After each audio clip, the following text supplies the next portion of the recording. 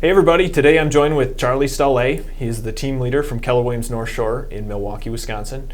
Guys, Charlie has lived the true American dream by climbing the corporate ladder from what was once a summer job. After climbing to the top of his ladder, he realized that for him to take another step forward, he actually must first take a step back. For him, that meant cutting his salary almost in half for things that mattered more to him, looking ahead for the long-term gain rather than that short-term pain. Under his leadership, Keller Williams North Shore has become a natural attractant for agents and associates to build careers worth having, businesses worth owning, lives worth living, experiences worth giving, and legacies worth leaving.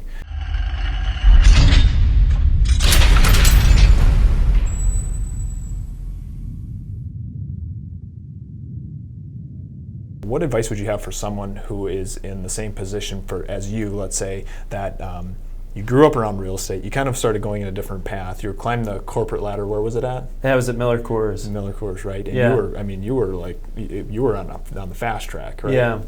And then you took this huge step back financially. So what advice would you have for someone who's maybe in that same position? Maybe they're an agent that has the security of a job and they're thinking about taking that step into real estate. What advice would you have for that transition that you made? You have to be comfortable in taking risk, right?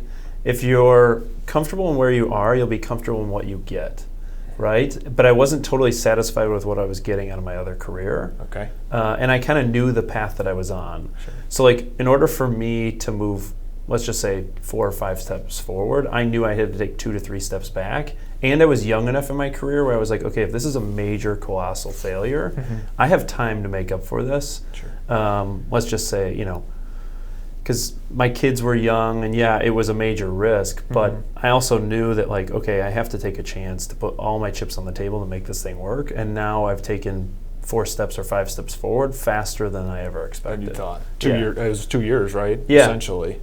Awesome. Many don't know this, but you've actually never sold real estate? No, never sold a house. Your family does. Yeah. Right? They sell a ton of real estate. Was that intimidating for you when you first kind of took over the role as a team leader? And people would challenge me all the time. Why should I listen to you? You've never sold a house. And you're right. I said, you're right. I'm not paid to sell houses, right? I'm here to run a very successful business and help provide you consulting, coaching, and business building habits to help you build your business. And I had a coach who once told me, he's like, listen, you take Phil Jackson or any of these coaches who coach at a really high level, many of them have never played in the NBA, NFL, NHL, whatever, right? Right. But they are being paid to coach and consult and see the blind spots in athletes in their performance. Right. You have to view your role as a team leader the exact same way. So I just didn't let it affect me because I'm like, you're right, I don't have to, but I can see things at a bigger picture that you may be too honed in on of selling 10 units or whatever that may be. Getting stuck in the day-to-day of it. Yeah. You're coaching to the player, coaching to what their business might need. Yeah, and I tell people all the time too, I said, part of my job is to make you think differently. Right. So I'm here to ask a bunch of questions to then for you to determine, are you on the right path or are you on the wrong path? And if you're on the wrong path, I'm here to help you course correct to get back on the right path. Give me some examples of some of those questions that maybe you have the benefit of asking your agents, but what's a great question that an agent should be asking themselves in and around their business about challenging it and that next level? Is there any questions that you find yourself asking a lot? Especially in this business, they're always worried about where their next deal is coming from or what is their next, let's just say 6 months look like. But no one really thinks okay, what's the next 5 years look like? I met with a $40 million producer last week, a mother, her daughter's on her team. They have 2 other agents and 2 admins, right? And the mother, who's 61 years old, was just saying, I need to spend more time traveling. My husband's retired. I want to figure this thing out. And I said, great. If nothing changes in your business today, what does the next 5 years look like, right? So how are you implementing change today? Because right now you're working in the environment that is today, but you're not planning for what your future looks like, right?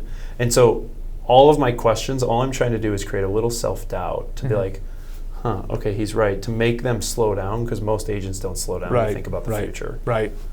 So you actually, you almost, with your great questions, you actually force their brain to actually take a break and go, oh wait, I never even thought about that before.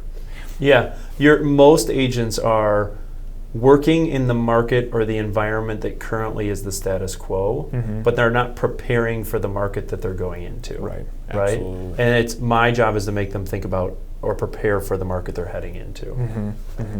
Give me some of your daily focuses, being a top producer in your role. Like, what do you like? Give me some of your daily focuses. You got some key people. Mandy was here. You got some key people around you, help holding you accountable. But what are the things that you focus on that make you successful in your role? Yeah, I think for me, I'm very clear in understanding my priorities.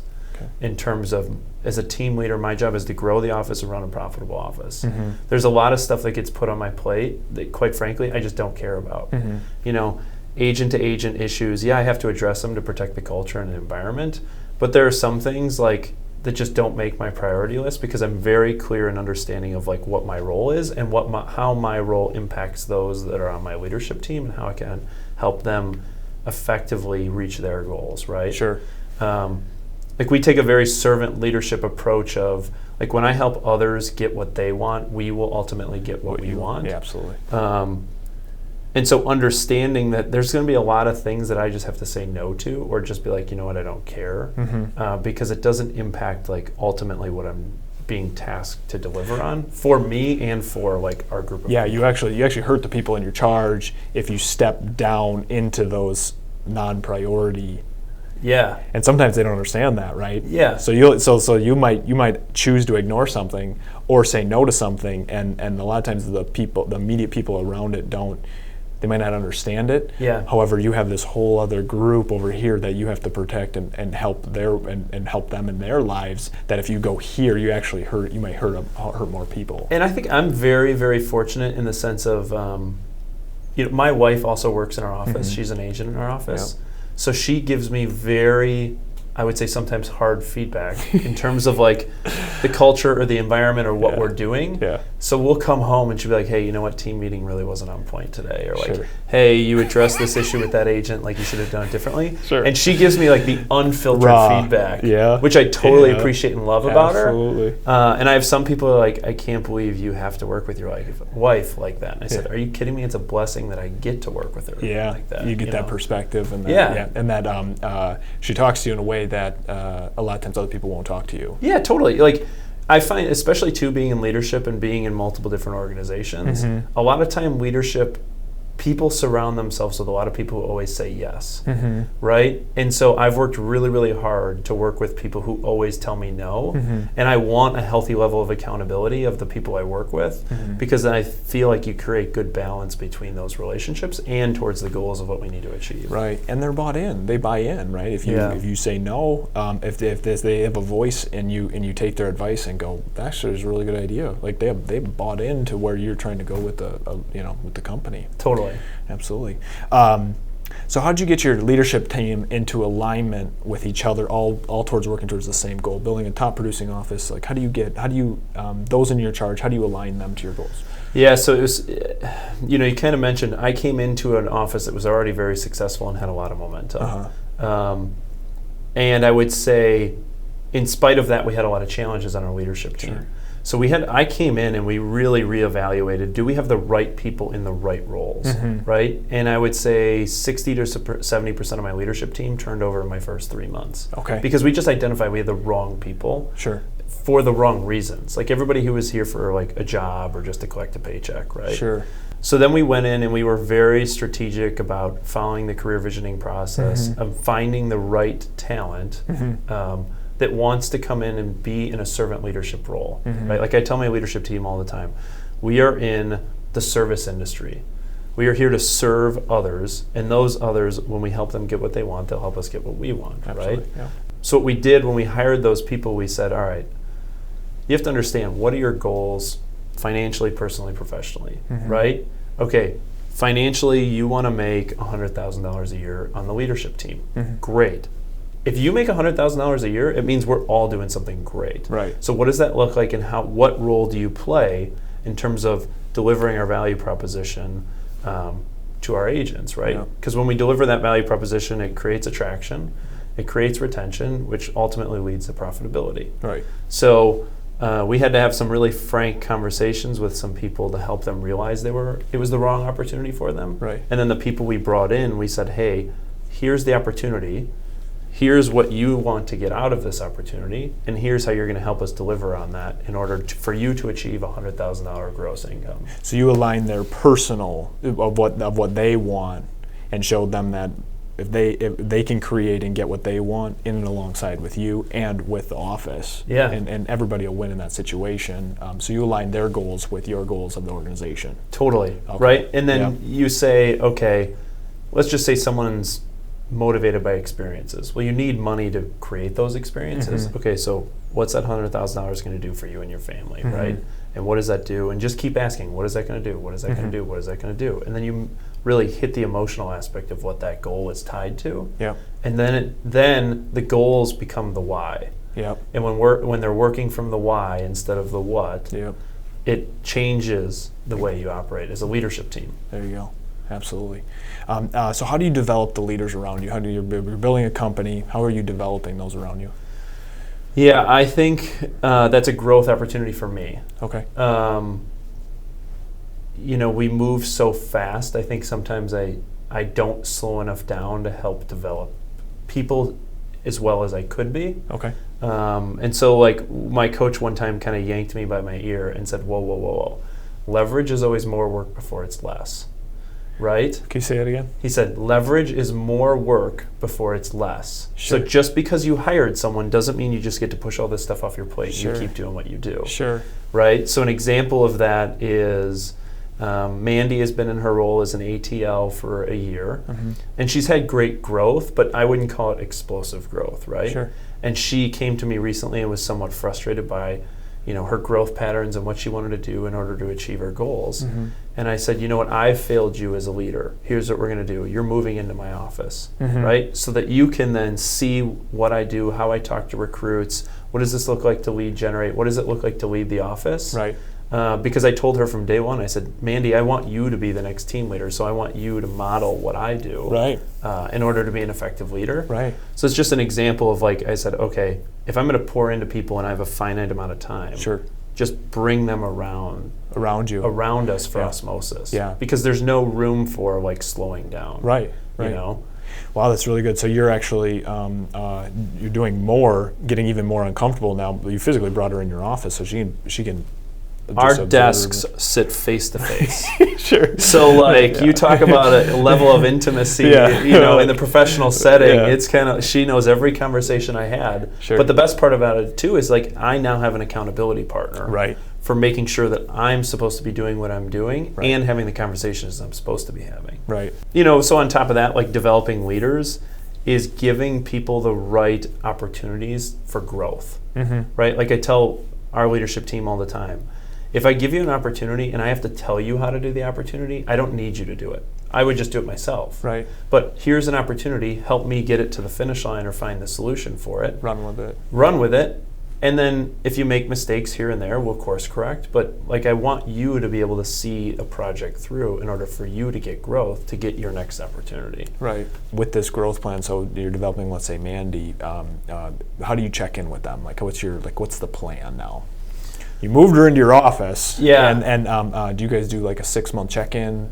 Do you go to the 135? Like, how do you do that? So we did. We do an annual 135, and then we look at it. We review it like probably quarterly. Okay. Just for the office, because she's there helping me run and oversee the market center. Sure. But we also do a thing. So Mandy's last name is Kadhi. So we do a thing called the Kadhi Ketchup. Okay. So it's every Monday at 4:30 and every Thursday at 4:30, and it's 30 minutes one-on-one, phones away, computers away. Okay, you pour into me, I'll pour into you, right? And we just had to completely stop everything we were doing in order to just really dial in on how can I help you and how can you help me to make sure that we have alignment. And we thought twice a week was perfect, right? We do the same thing with our MCA. Okay. Every Monday morning at 10:30. We have the reports in front of us. We sit down with our OP. We say, all right, boom, we need to get through these concepts. And then we also meet Thursday mornings in the morning too, right? Okay. So we do a lot of one-on-one time. And then from there, the rest of my leadership team reports into those two people. Okay. So I think what I learned when I came into the role is I tried to be the team leader for everybody and have the DOFI report to me and the AMCA report to me and the ATL and agent services and compliance broker. Sure. And everyone was getting cheated. Yeah. So what we did is we reorganized our org structure, Right. so that I really can pour in as a leader into those two people, Yep. and then those two people pour into the rest of the leadership team. Right. Right. So it's more effective. Yeah, more efficient, absolutely. What's the most important thing you do when you bring on someone new into your staff? What we've done is, this is going to sound crazy, but we like to travel with them. Okay. Within the first 30 days, Mm-hmm. we will go to Minnesota or go to Chicago. Mhm. We'll throw them in the car, whether it's a compliance broker or a DFI or whoever. Uh-huh. And we go to visit other markets that are doing business differently than we are. Mm-hmm. Because I will help them understand our systems and models, Mhm. but I also want them to gain perspective from other people. Right. And then the other thing it does is it allows me or us to interact with each other outside the office. Right. Right? Like we have to, usually it's like a 2-day trip with 1 or 2 nights in a hotel. Yeah. We see each other at breakfast. We see each other at dinner. I mean, and we usually drive. Yeah. So like if we're driving to Minneapolis, it's 5 hours. Right. No Wi-Fi, no internet. Yeah, but you're talking. All right, what are we doing? You're learning, Yeah. you're working. Absolutely. It really creates a cohesive environment. So you come back from that and you Sure. feel like you knew get to know the person Right. so well. Absolutely. So you actually force time with yourself and with that person. It's like a bonding you trip. You get to know each other, bonding. Yeah, absolutely. Yeah, and we've been fortunate too. Like since we've turned over the leadership team, Mhm. we've now had consistency for the last 18 months where we haven't turned over a role in the leadership team. Right. Mhm. And so now my job as a leader is to say, how do I help them see either future opportunities or to grow within their roles, to see it more as a career opportunity for them, Right. because our organization continues to grow and there's places for them to do or evolve or make the market center a better place. Right. So what do you think is the most valuable thing that your team does for its agents in the market center, the people in the market center? What's the most valuable? So we have a phrase that we live by. People have an insatiable appetite to be recognized. Okay. Right? Okay. And the sweetest thing a person can hear is their own name. Yeah. So I really like the most simplistic, basic idea is everybody, as soon as they walk into the market center, day one is greeted by their first name. Sure. And usually you'll see me greet people with first and last name because Uh-huh. for me it's a memory tactic of Okay. Caleb Hayes, right? Yeah. And then it's just, so as soon as they walk in the door, even though we have 180 agents, Uh-huh. most people have no clue how many people work there. Like Ah, zero, because sure. it feels much smaller when everybody on the leadership team love that. addresses them. You Yeah. know. So little things like that Yeah. go a long way. Yeah. You know, the other thing is too, I'll give you an example. Before I came into Keller Williams, was about 2 seconds away from getting rid of Facebook. Mhm. It was a time waste, Yeah. right? And I learned quickly, I don't scroll Facebook for entertainment. Sure. I scroll Facebook to be present in people's lives. You know, like I give you an example. One of our agents who is in and out of the office on occasion, isn't there a ton? Mm-hmm. Her son was the starting pitcher on the baseball team that went to the state playoffs, right? Wow. So next time I saw Stacy, I said, Stacy, I saw Jake pitched a great game. He Mhm. took him to the state finals, you know. Sure. Or like, someone's dog died or someone had a kid or like Yeah. those meaningful moments live on social media. Yep. And so it's a way for us, we may not see everybody every day or every month, but Right. it allows us to remain present in people's lives. Impactful too. And when people feel like you care and Yeah. you're present, Yeah. it creates a wall around your market center. Yeah. Right? That's great. It makes them feel valued. Yeah. Absolutely. Absolutely. As the leader of a market center, all the issues typically bubble up to you. You know, Mhm. you'll see them. How do you personally keep a positive mental attitude? How do you like address? I know some of the times you choose just to ignore it, which I think is very good advice. Yeah. But how do you stay mentally fit? How do you stay mentally strong as a leader? Well, I'd say this. It's lonely at the top, Mm-hmm. right? In my role or your role or any other role in an organization where you're kind of like leading the charge, Mm-hmm. you're not afforded a bad day. Because the energy you put off and the vibe you have Yeah. is very contagious, right? Yeah. So if I have a bad day, pretty much 1 or 2 people come up to me and they notice it right away. They see it right away. I really, really try and focus on, since I came to KW, I didn't really understand the impact of like you are the average of the 5 people you spend the most amount of time with. Right. So I've really taken a close look at who are my personal relationships outside of KW Mm-hmm. that can impact me both personally and professionally, And I would say I've really changed who and where and how I spend my time outside of work. Right. Because those are avenues that I can, hey, I'm having this situation that I really can't share with my leadership team, but I could use some advice. Right. Right? Or I just need to blow off steam, or I need someone to just pick me up and say, come on, let's go. Yeah. Right. You know? Right. That helps. The other thing, like for me, I wake up at 4:30 a.m. I'm at the gym at 5, and I'm home by 6 by the time my kids get up. Yeah. That really helps me clear my head. Sure. To have just total mental focus and ready to take on the day's challenges. Sure. Absolutely. Those are probably the two things I've done differently since moving into this role. Okay. So working out. Yep. And then who you're surrounding yourself with outside of your industry almost. Yeah. Is that right? Yeah, totally. And then how do you, what's your filter for allowing someone to be, I guess, your mentor or your tribe or your, Yeah, I would say, I was listening to the One Thing podcast recently, and this is evolving for me, right? Because I'm evolving relationships. And Gary said, I've never worked for anybody that wasn't a millionaire, right? And so I've looked at that in my relationships to say, okay, I want to spend the most amount of time with either people whose visions are bigger than mine or have already done things bigger than I'm doing. Yeah. So that I can, I think if I look at some of the people who are my closest friends right now, one of them's the partner of a major international law firm. Sure. One of them runs his own marketing company that went from nothing, and he's now leading the marketing efforts for the World Cup in North America in the next couple of years, right? Sure.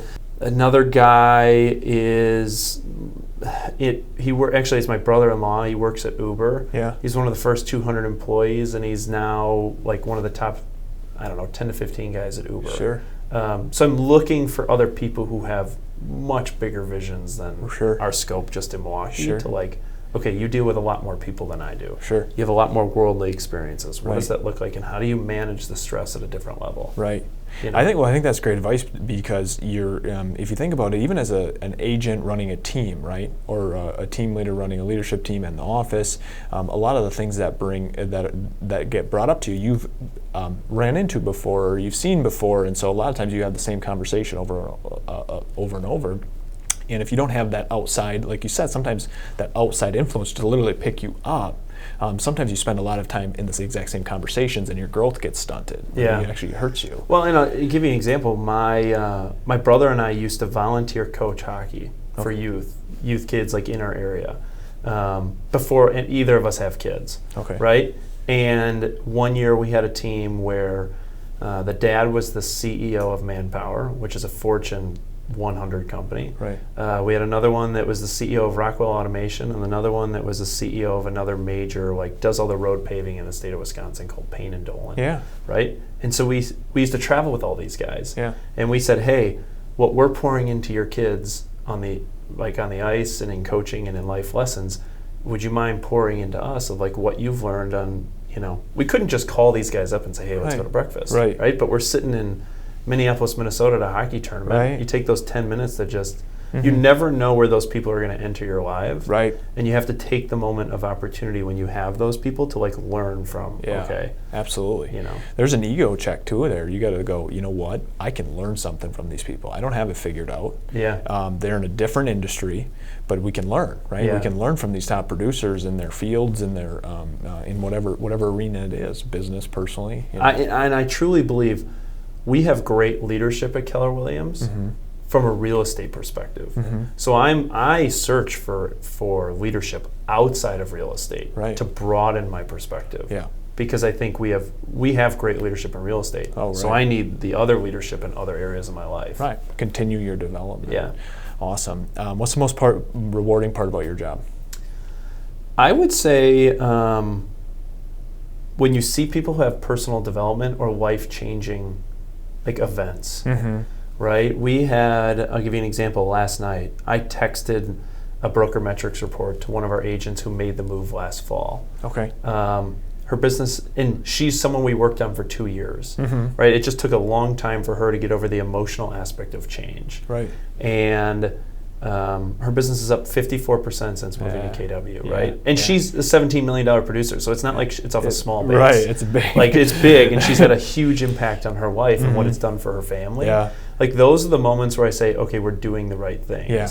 Or when someone comes in, we have another agent that was just kind of a lost soul is probably too harsh, but maybe a boat without a rudder. Yeah. Right? And was just going through some personal things and getting her into our environment of like productivity and accountability. Yeah. Right? And now to see her flourishing and have great personal relationships because a lot of other things in her life have like settled down. Like that's like the seeing personal growth in people or on my leadership team is like what it's all about. Yeah.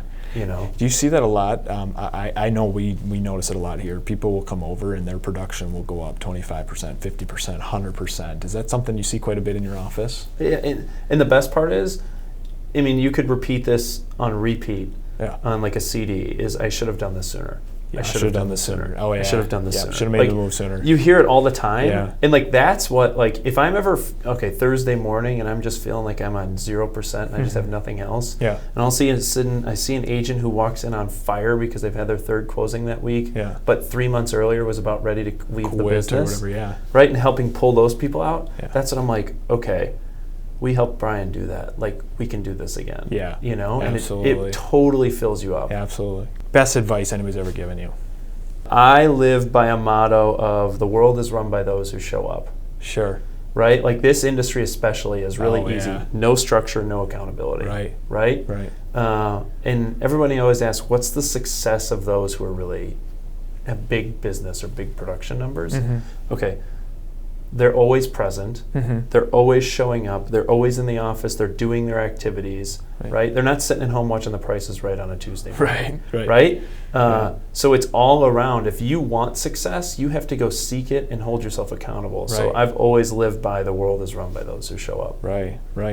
Well, thank you for today. I mean, you've given us so much to think about. I think it's worth repeating. What was the leverage quote that your coach told you about again? Yeah, he said leverage is always more work before it's less. That's something I'm taking away immediately. Is because I completely agree with that. Right? It's more work before it's less. Absolutely. So we're going to throw your name, phone number, and email up if that's okay. So totally anybody cool. that has referrals of agents that are looking to move out to Milwaukee, they can give you a call. Any listing leads, buyers, sellers like that, we could funnel them through you guys. Yeah, and anything. help out. Even if you need restaurant recommendations in Milwaukee, Sure. hit us up. We'll Sure. we'll help you out. Sure. All right. Well, thank you so much for today. I appreciate it. Thank you for the opportunity. Yeah, it's going to be fun to watch how things keep going here. So cool. All right. Thanks.